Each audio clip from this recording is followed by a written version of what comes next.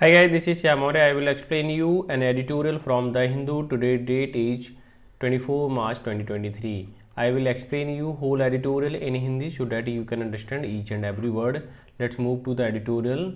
Editorial is the old and the new.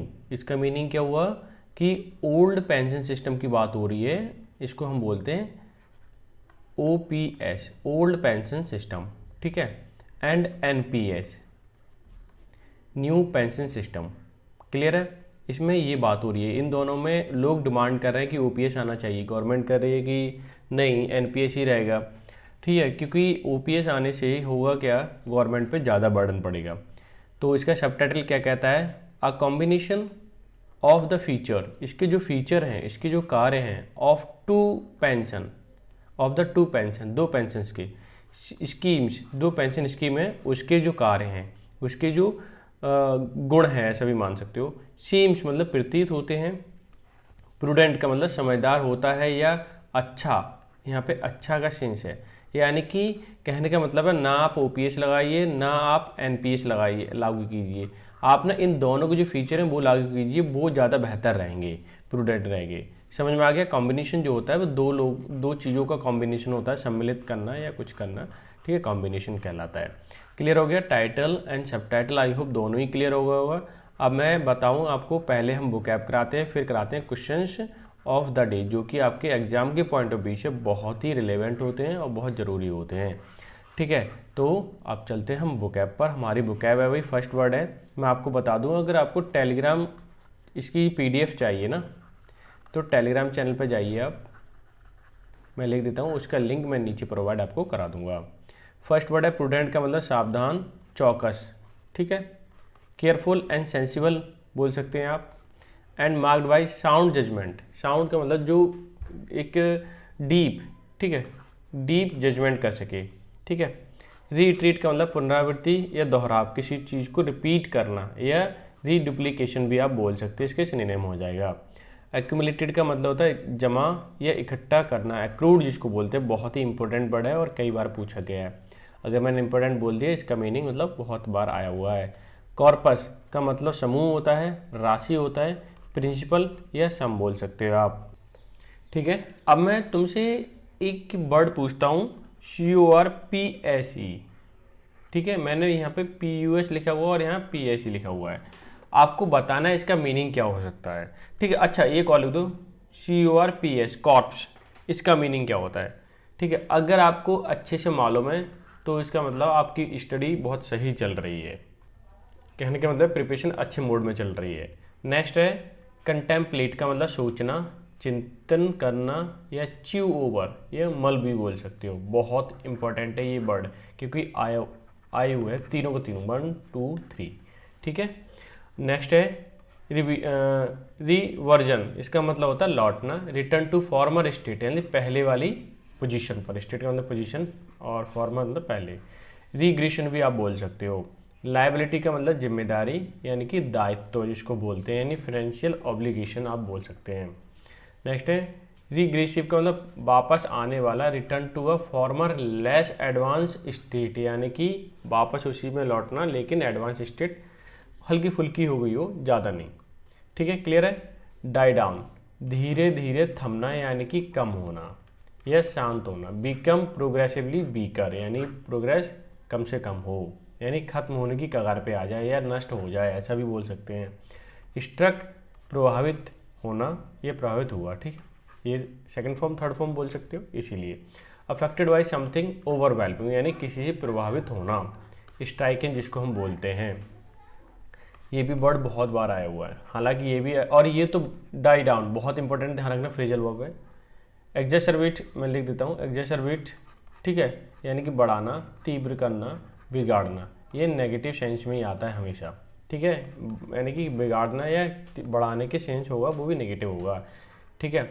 Make verse बोल दो या एग्रेवेट वर्सन बोल सकते हो, यानी कि इसको, इस शब्द का जो एक्सप्लेनेशन है आप इंग्लिश में याद करें तो ज़्यादा बेहतर रहेगा। स्टेप इन का मतलब हस्तक्षेप करना या गेट इन्वॉल्व होना, इंटरफियर या इंटरवीन करना, ठीक है। ये थी आज की बुकैब, ज़्यादा तो नहीं थी लेकिन अच्छी बुकैब थी, बहुत ही इंपॉर्टेंट बुकैब है। इसकी PDF नीचे टेलीग्राम चैनल पर लिंक मिलेगा, वहाँ जाइए ले लीजिए, ठीक है ना। साथ ही साथ मैं बता दूं, वीडियो अगर आपको अच्छी लग रही हो तो लाइक ज़रूर कर देना और शेयर कर देना पॉसिबल हो पाए, वरना सब्सक्राइब तो कर ही देना अगर चैनल पे आप नए हो तो, ठीक है। और मैं आपको बता दूं आप ज्वाइन करो टेलीग्राम चैनल, जिससे English by Shyam Maurya, free PDF मिल जाएंगी और क्विज वगैरह मिल जाएंगे। यहाँ पर जाओगे तो क्या क्या फ़ायदा होगा, आप हमारा पेड कोर्स भी ले सकते हो। सोल्यूशन ऑफ कॉमन एरर मिलेंगे, फिलअप मिलेंगे, सिनोनिम्स मिलेंगे, एंटोनिम मिलेंगे, वन वर्ड सब्स्टिट्यूशन होंगे, इडियम फ्रेजेस, क्लोज टेस्ट, और PYQ से रिलेटेड भी होंगे। 3 मंथ का लेते हो तो 199 का है, 6 मंथ के लिए तो 299, 12 मंथ के लिए लेते हो तो 399, ठीक है। अच्छा, 399 में आपको एक ई बुक मिलेगी, ठीक है, जैसे कि ये ई बुक क्या है, important vocabularies best for SSC exam and banking, मतलब जहाँ जहाँ इंग्लिश आती है उन सब के लिए क्या है, इंपॉर्टेंट है। मैं आपको एक ग्लिम्स देता हूँ इसका, ये देखिए, इन्फ्यूज मन में बिठाना, चित्त में बिठाना। सिनोनिम की बात करूँ, इनकलकेट, इंस्टिल, एंटोनिम की बात करूँ, डिस्करेज, ठीक है। इस तरह के वर्ड आपको मिलेंगे, बहुत सारे वर्ड मिलने वाले हैं, ठीक है, जो कि आपको बहुत ज़्यादा आपके एग्जाम में 4 चांद लगाएंगे, ठीक है। अब चलते हैं हम सीधा सीधा क्वेश्चन ऑफ द डे पर।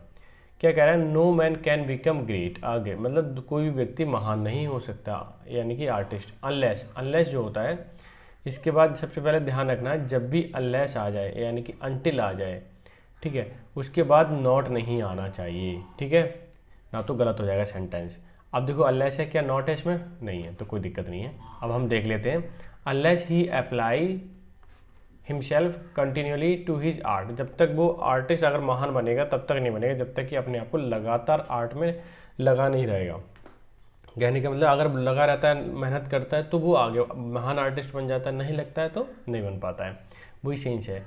अब देखो यहाँ पे इसमें तो अब देख लेते हैं, हमने एक तो जैसे अनलेस देखा तो नॉट वाला सेंस देखा, ठीक है, यानी कि वो तो है नहीं, और साथ ही साथ अनलेस जब भी आ जाए तो विल शैल ये सब यूज नहीं होगा, ठीक है, तो ये भी नहीं है, ठीक। और दूसरा अब देख लेते हैं हम टेंस की, यानी वर्ब से रिलेटेड, तो यहाँ तो कोई दिक्कत नहीं है। इसके बाद फर्स्ट फॉर्म है, ठीक है, अनलेस ही, ये सब्जेक्ट है आपका सिंगुलर, ठीक है, और सिंगुलर के बाद वर्ब कैसी आती है, सिंगुलर, तो यहाँ ध्यान देना है, यहाँ पे क्या लिखना पड़ेगा, अप्लाइज, ठीक है, क्योंकि रूट बिहेव जो होता है वर्ब का वो प्लूरल होता है।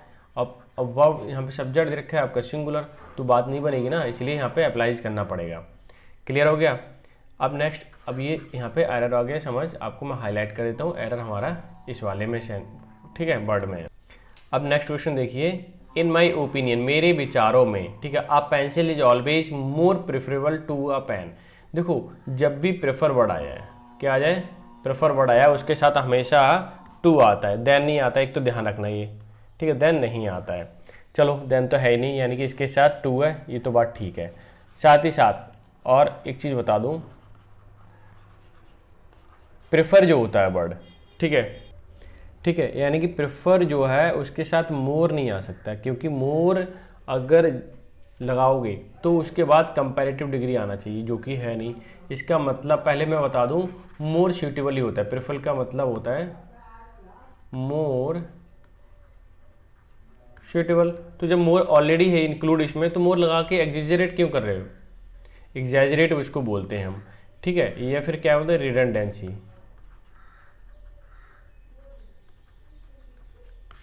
ठीक है, ठीक है, मैं साफ मिटा के लिख देता हूँ अच्छे से ताकि आपको समझ आ जाए, एकदम पहले देता हूँ, ठीक है। अगर तो प्रेफर मतलब अगर मोर लगाओगे तो क्या हो जाएगा, रिडंडेंसी हो जाएगी,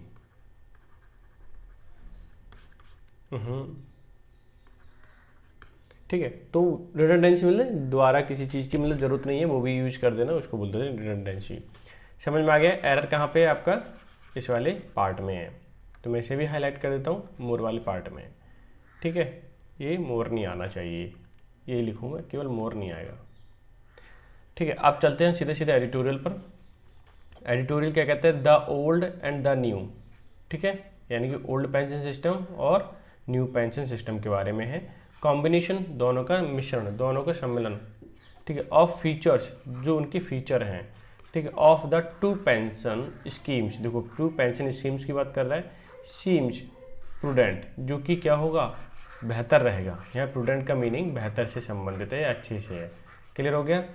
आप चलते हैं पूरा एडिटोरियल पर, और मैं क्लॉज बाय क्लॉज एक्सप्लेन करूँगा, ध्यान से समझना। The union finance ministers reiterate in Rajya Sabha, ये क्लॉज हो गया क्योंकि कॉमा लगा हुआ है, ठीक है। क्लॉज से ही हम क्या कर सकते हैं, इसे ब्रेक कर सकते हैं और फिर बाद में ऐड करेंगे, फिर समझ में आ जाएगा सेंटेंस। यूनियन मतलब यूनियन, ठीक है, संघ इसको बोलते हैं, ठीक है। फ्रेंच मिनिस्टर्स रीट्रीट, देखो एपिस्ट्रॉफी कॉमा लगा हुआ है, यानी कि उनका रीट्रेशन, यानी कि उनका दोहराव, रिपीट करना किसी भी चीज़ को, ठीक है। पेन को मैं, ठीक है ना, यानी कि ये क्या कहना चाह रहा है, यूनियन फाइनेंस मिनिस्टर्स रीट्रेशन, उनका जो रिपीटेशन है इन राज्यसभा रिसेंटली, हाल ही में, रिसेंटली मतलब हाल ही में, ठीक है। एक क्लॉज क्लियर हो गया। अब दूसरा देखिए, ऑफ लीगल पोजीशन, इसकी जो लीगल यानी वैधानिक जो पोजीशन है, ठीक है। फॉर एग्जांपल देखिए, in the absence of any provision to allow the accumulate corpus of members of national pension system to be refunded and deposit back to the state.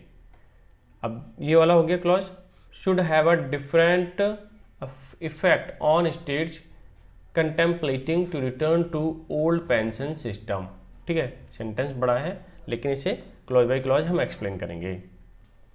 देखिए ये क्या कहना चाह रहा है कि ऑफ लीगल मतलब कानून तौर पर इसकी position, absence of any provision, provision मतलब रूल वगैरह, टू अलाउ, अलाउ मतलब किसी को अनुमति देना, टू एक्युमुलेट का मतलब होता है इकट्ठा, कॉर्पस मतलब समूह, यानी पूरा का पूरा इकट्ठा समूह, ऑफ मेंबर्स उन मेंबर्स का, ठीक है, of the national pension system की बात, ठीक है, यानी कि नेशनल पेंशन सिस्टम में जो मेंबर है, ठीक है, टू बी रिफंडेड, उनको रिफंड करना चाहिए, एंड डिपॉजिट बैक, जो डिपॉजिट है वो बैक होना चाहिए टू द स्टेट के लिए, ठीक है।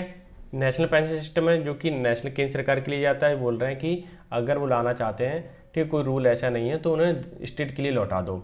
आगे देखिए, should have a different effect, अगर ऐसा करेंगे बिल्कुल अलग तरीके का असर आने वाला है, ऑन दोज स्टेट, उन स्टेटों पर, उन राज्यों पर, कंटेम्पलेटिंग जो विचार कर रहे हैं, to return to old pension system, जो विचार कर रहे हैं, ये सोच रहे हैं कि ओपीएस लगा दें, ओल्ड पेंशन सिस्टम लगा दें, तो फिर उन पर अलग ही असर दिखाई देने लगेंगे क्योंकि सारा पैसा उनके पास जाएगा, ठीक है।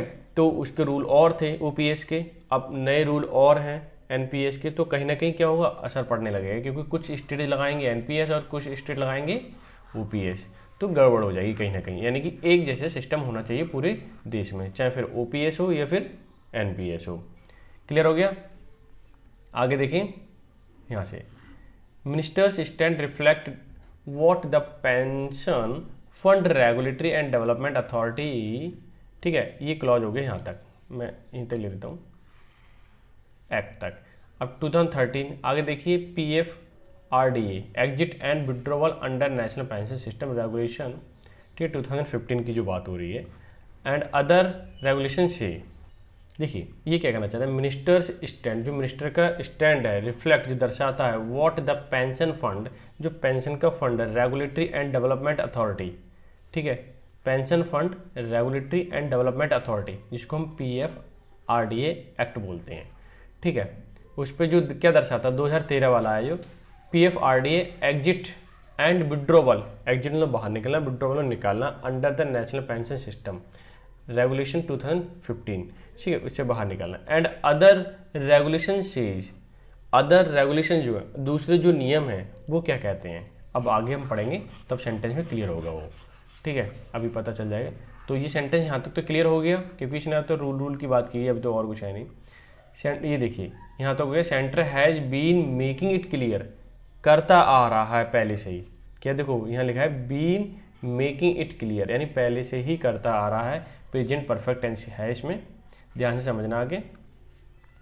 फॉर द राइट रीजन, सही कारण होने, ठीक है, that it is not considering any proposal, कोई भी जो प्रपोजल है, प्रस्ताव है, ठीक है, वो कंसिडर नहीं करना, to restore the OPS, OPS old pension system, restore का मतलब पुनः स्थापित करना।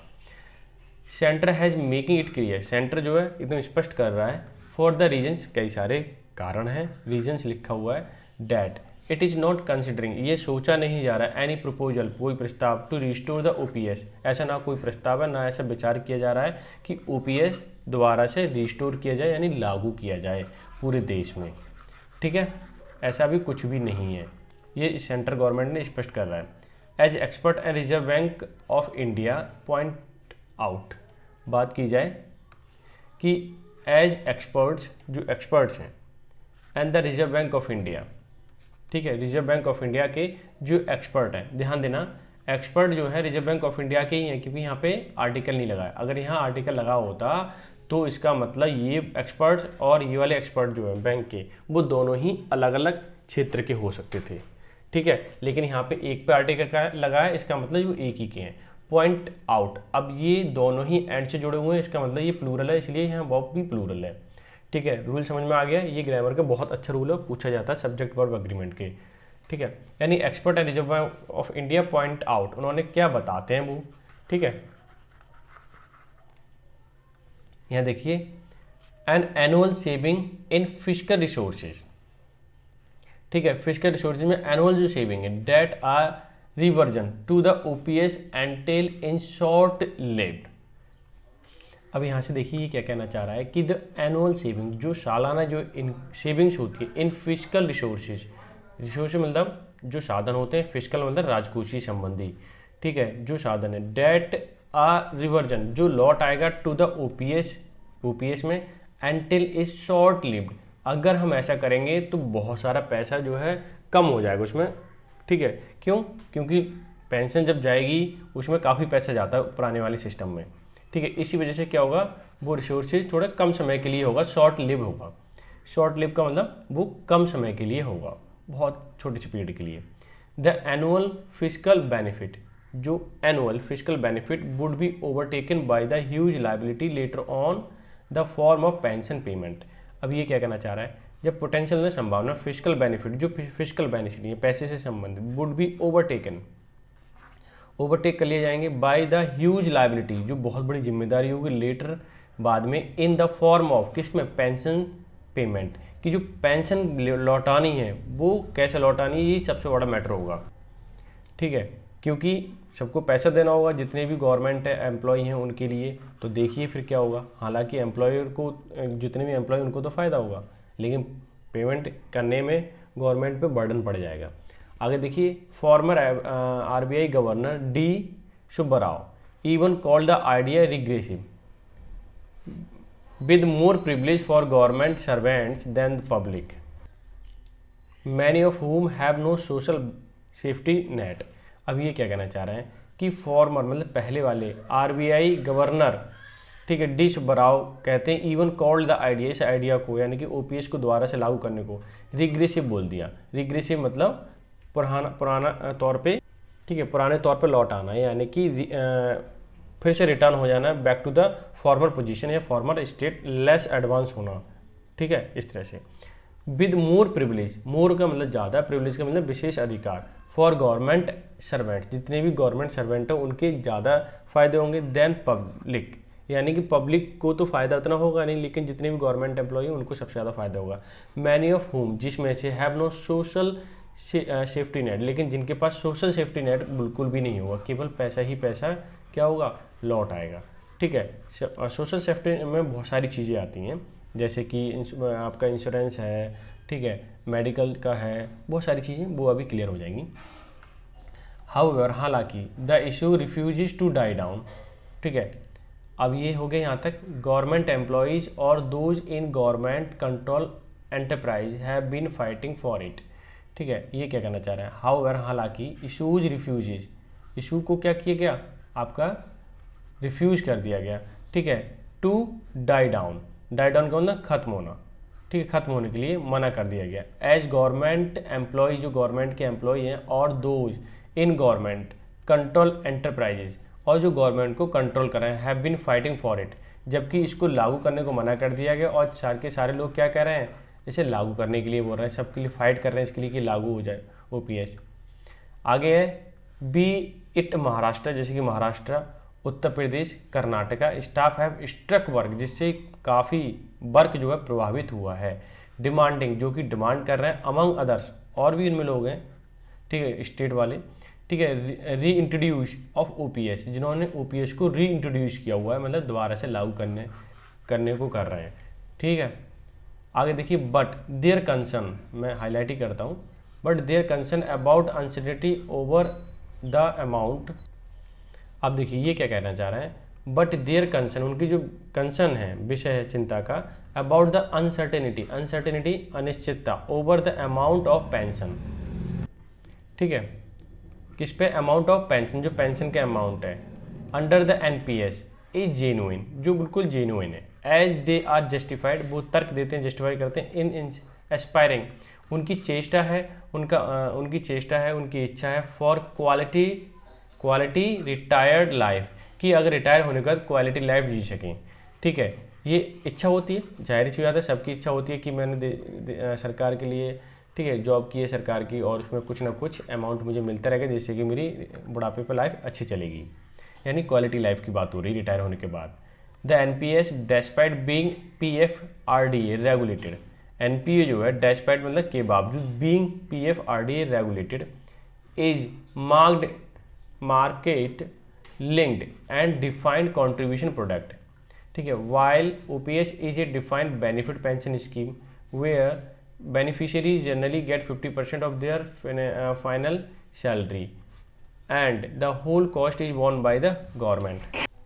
देखिए ये क्या कहना चाह रहा है sentence, NPS despite being PFRDA regulated, यानी पीएफआरडीए रेगुलेट एक्ट लगा हुआ है इसमें, इज मार्केट लिंक्ड, जो कि मार्केट से लिंक है, एंड डिफाइंड कंट्रीब्यूशन प्रोडक्ट, जिसमें कंट्रीब्यूशन प्रोडक्ट होता है, ठीक है, यानी कंट्रीब्यूशन रहता है, सहयोग रहता है, मार्केट से रिलेटेड चीज रिलेट होता है, और कहीं ना कहीं बाद में जो जमा होता रहता है पैसा फिर आपको मिल जाता है रिटायरमेंट के दौरान।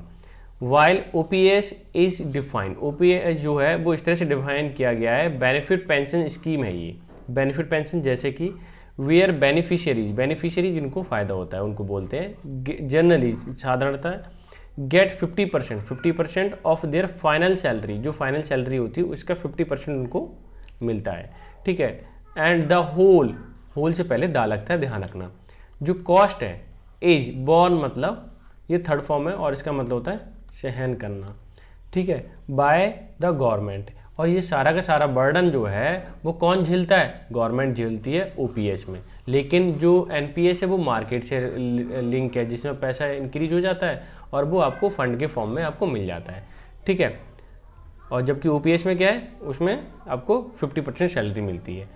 सो the flat rejection of the demand for the OPS would only exacerbate the situation, ठीक है, ये क्या कहता है, सो इसीलिए द फ्लैट रिजेक्शन मतलब टोटली रिजेक्शन कर देना, रिजेक्ट कर देना, द डिमांड को for OPS would only the exacerbate, ये क्या करेगा, बिगाड़ देगा सिचुएशन को, क्योंकि डिमांड चल रही है, सारे लोग डिमांड कर रहे हैं, और गवर्नमेंट ने इसने क्या कर दिया, फ्लैट रिजेक्शन कर दिया, इसका टोटल रिजेक्शन कर दिया कि ओपीएस नहीं लगेगी, तो इससे सिचुएशन क्या हो सकती है, बिगड़ सकती है, ठीक है। आगे देखें, it is time that centre formulate a scheme that combine feature of old pension and old and the new, ठीक है, इट इज़ टाइम जब भी आ जाए इसका मतलब होता है ये जरूरी है, डेट सेंट्रल फॉर्मुलेट मतलब उसे बनाना चाहिए, आ स्कीम कोई ऐसी स्कीम डेट कंबाइंस जो इसमें कंबाइन हो ऐसे फीचर, ऐसे गुण जिसमें ओल्ड पेंशन के भी हो और न्यू पेंशन के भी हो, जिससे कि जितने भी बेनिफिशियरी हैं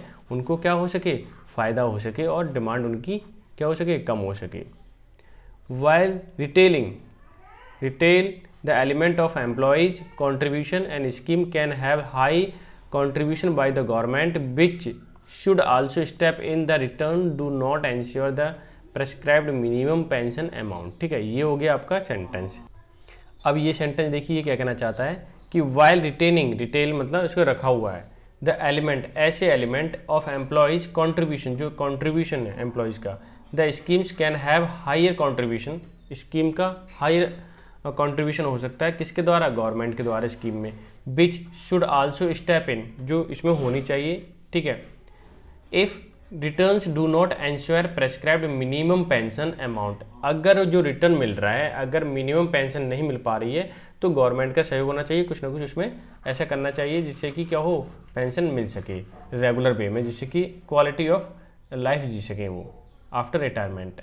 अ proposal by Andhra Pradesh last year deserve attention, कि पिछली साल प्रपोजल प्रस्ताव आया था यही वाला आंध्र प्रदेश सरकार के द्वारा, लास्ट ईयर डिजर्व अटेंशन जो कि एक अटेंशन को डिजर्व करता है, ठीक है, और ध्यान देने लायक है, मतलब उस पर ध्यान देना चाहिए। होल्डिंग ऑन टू देखो ये सेंटेंस क्या कहता है, ये देखिए आप, कहता है कि holding on to contributory charter, contributory charter यानी रूल होना चाहिए, प्रपोजल गारंटी, जिसमें प्रपोजल में गारंटी मिले 33% ऑफ बेसिक पे, जो बेसिक पे है उसका 33% हमें मिलता रहे, कुछ ऐसा अरेंजमेंट करना चाहिए, ऐसा प्रपोजल था। ठीक है, कहने का मतलब है कि कॉन्ट्रीब्यूटरी चार्टर और एनपीएस होना चाहिए, कंट्रीब्यूशन हो, प्रपोजल गारंटी, ये प्रपोजल जो है गारंटी दे किस चीज़ की, 33% ऑफ बेसिक पे की बाद में मिलेगा। इफ़ रिक्वायर्ड, अगर ज़रूरत हो, it can be improved upon, उसको सुधारा जा सके बाद में। ठीक है, suited to the requirements of the other state, जैसे अदर स्टेट की जैसी जैसी रिक्वायरमेंट है उसको इम्प्रूव भी कर सकें, बाद में चेंज भी कर सकते हैं अपने अकॉर्डिंग। ठीक है, तो दोनों ही सेंटेंस ये क्लियर हो गए। ठीक है, छोटे छोटे सेंटेंस थे। अब आगे देखिए क्या कहना चाहता है। अब देखो ये क्या कहना चाहता है सेंटेंस कि बेटर हेल्थ फैसिलिटी। ठीक है, जिसमें बेटर हेल्थ फैसिलिटीज हो, इंक्लूडिंग लिबरल इंश्योरेंस स्कीम हो, कैन बी कंसीडर, इसमें ये भी कंसीडर किया जाता है, हेल्थ फैसिलिटीज़ और इंश्योरेंस स्कीम को भी क्या कंसीडर किया जाए। ठीक है, आगे है on the part the employees should be both pragmatic and willing to resolve the issues, कि अगर हम देखें ऑन द पार्ट, इसमें से देखें कि एम्प्लॉय जो भी हैं शुड बोथ प्रैग्मेटिक, यानी कि प्रैक्टिकल होना चाहिए उनको, इसका मतलब होता है प्रैक्टिकल, बिलिंग, और उनकी इच्छा होनी चाहिए टू रिजॉल्व द इशू, कि इस मैटर को जल्दी से सॉल्व कर सकें, रिजॉल्व कर सकें। ठीक है, वरना क्या ये इसी झंझट में रहेंगे, एनपीएस रहे या ओपीएस रहे, तो कहीं ना कहीं उलझा रहेगा और ये सॉल्व तो होने वाला नहीं है जल्दी से।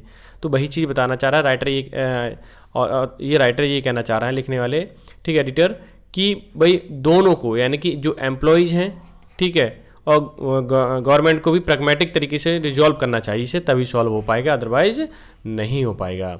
ठीक है, ये थी आज की वीडियो। अगर अच्छी लगी हो तो लाइक शेयर, ठीक है, अच्छी लगी हो तो लाइक कर देना, ठीक है, शेयर कर देना, सब्सक्राइब कर देना। ठीक है, जबकि मैसेज पॉपअप हो रहा है, ठीक है ना, तो देख लेना, शेयर हो पाए तो शेयर कर दो, ना सब्सक्राइब तो कर ही देना। ठीक है, तो मिलते हैं नेक्स्ट सेशन में, तब तक के लिए bye bye, take care, have a good day.